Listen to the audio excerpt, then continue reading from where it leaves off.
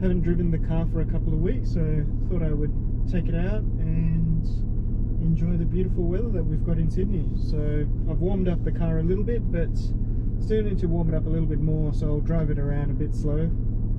Start off with, I'll put the suspension in comfort.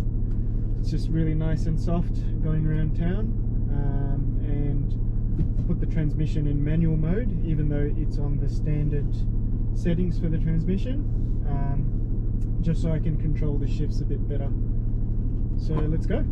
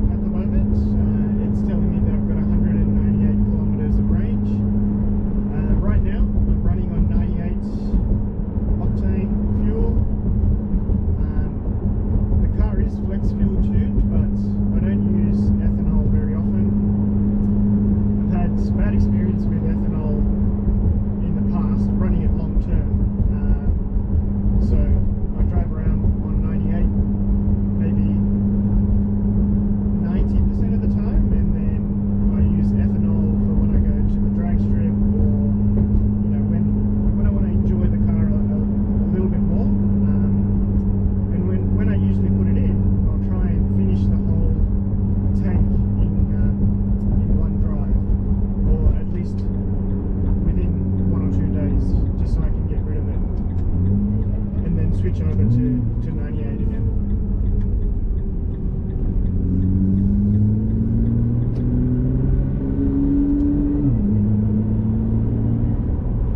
So I'm just going to do a little bit of a happy lap around my area, and then I'll hit the highway and we'll head over to IS Motor Racing and say hello to Indy.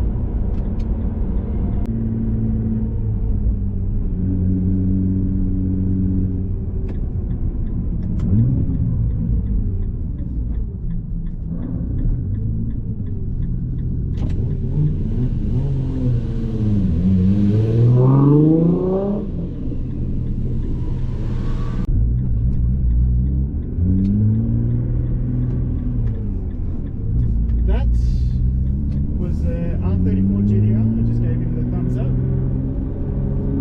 Sounded pretty angry. I'm not sure if you guys heard it on the video there, but it sounded pretty nasty. I wonder what sort of work he's got done to it.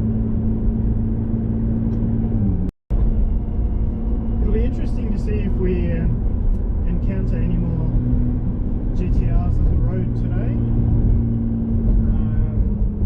Obviously, being in Australia, got the benefit of having a lot more R34s, R32s and R33s on the road than most countries. I wouldn't be surprised if we've actually got more in Australia now than in Japan, or maybe even similar numbers. So I've owned the car, or this car, now for almost 2 years, and spent quite a bit of money in that time, and I've not regretted anything that I've done to this car. Everything so far has been a joy. Just the sheer torque and the power this car makes, it surprises me every time I drive it. Obviously my daily drive is a Tesla. Don't hate me, but it is cheap to run and it gets me from A to B, so you know, it just made financial sense to have one. Offset the emissions from this car, and you know, I charge at home, so I don't have any issues with charging at charging stations or whatever it is, and I only drive at most maybe 100 kilometers a day. So for me, go home, plug it up, get a full charge by the morning again, and off I go. So that is the reason why I've got one. And I've done a trip from Sydney to Melbourne, which is approximately 100,000 kilometers. Did that in, you know, maybe an extra hour over what a petrol car would do it in. That was stopping to charge, you know, stopping to eat, things like that. And it was fine. I had no issues at all. Anyway, so I've owned this car for 2 years, and every time I drive it, I just really enjoy it, you know. I don't think I'll ever get rid of it, which is the reason why I'm going to build it, and the reason why I'm spending so much money to build the engine, spent so much money to build the gearbox, and you know, we'll be doing the driveline as well. You know, there's just something about the presence of this car on the road. It's just really fat. You know, obviously I've got fat tyres as well. It's got that muscle car sort of thickness to it. But yeah, it's just an amazing drive, and I can't see myself getting rid of this car.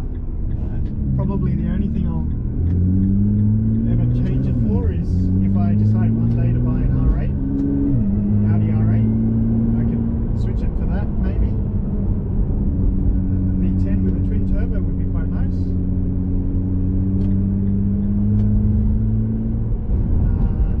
Or maybe even the Lambo Huracan. That wouldn't be too bad either. Or an R34 GTR. Funny story is I almost bought one in 2014. I almost bought an R34 GTR for about 60 grand. But I decided at the time that I would buy the EVO X or the EVO 10 instead, and you know, a few years later I'm kicking myself because they just skyrocketed in value, and what I could have bought for about 50-60 grand back in 2014 is worth now 250 grand Australian.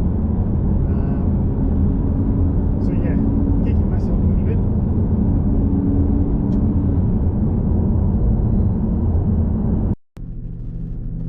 Righto, so we've got the car up to temps now, and I'm not too far from the highway, so I'm going to chuck it into R mode for the transmission. I'm already in manual, and we'll give it a little squirt, not too much. It's not too hard in these cars to quickly be double or triple the speed limit and lose your license, which I can't afford to do.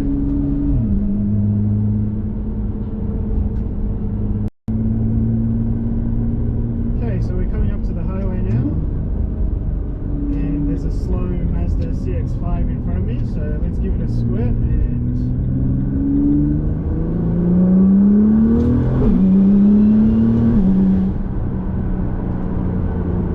fly past it just like that.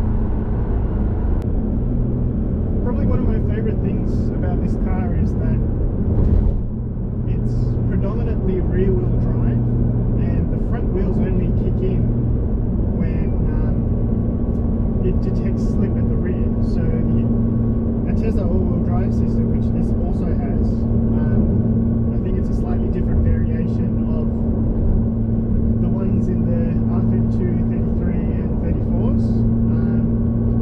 That system basically, once it detects slips or slip, sends torque to the front wheels to help the front grip. So you can actually drift these things a little bit, and you know, we call it four-wheel drifts, obviously.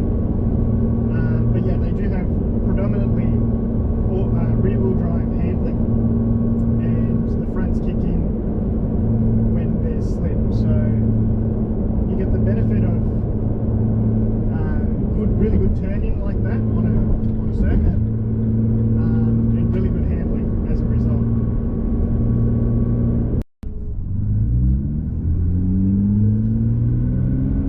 Okay, so we're a few minutes from IS motor racing now.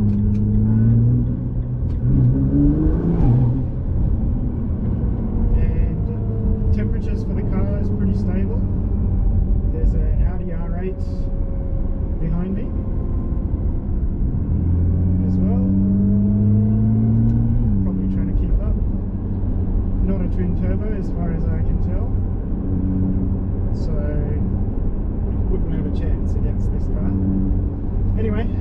Temperatures are pretty stable. My engine oils are around 84 degrees Celsius, coolant 83, trans is sitting at 79, which is really good.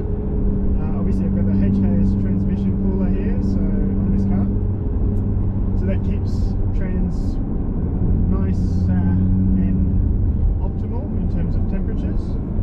And here's the R8, he's about to fly past.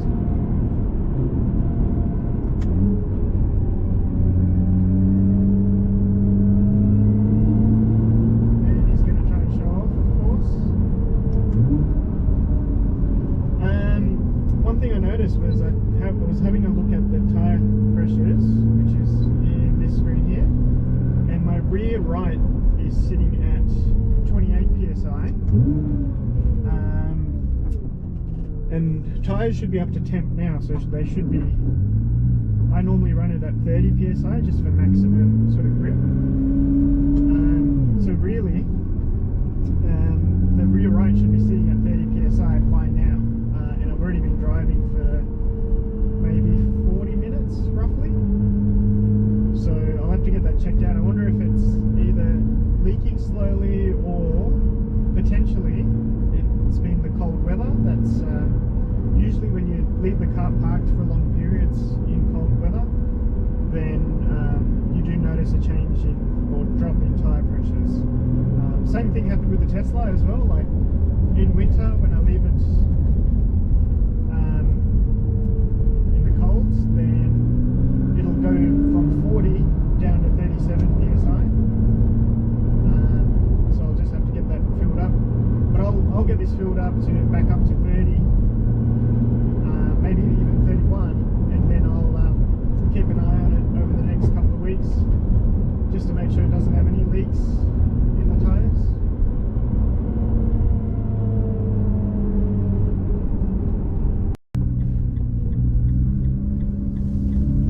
So we've just arrived at IS Motor Racing.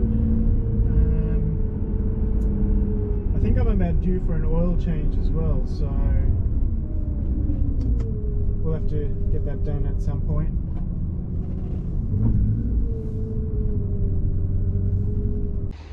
So we're at IS Motor Racing, and this is Indy's old R34 GTR. He sold it once he got a better condition one with less kilometers and a V-Spec too.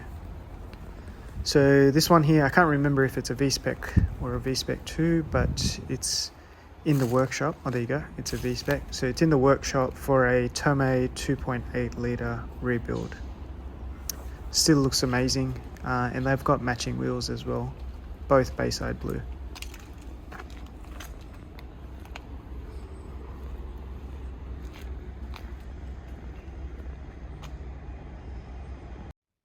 This is my mate's HKS 2.3 litre EVO motor with the Garrett G30 900 turbo, and it also has a billet rocker cover, which you can see up here, that he recently purchased.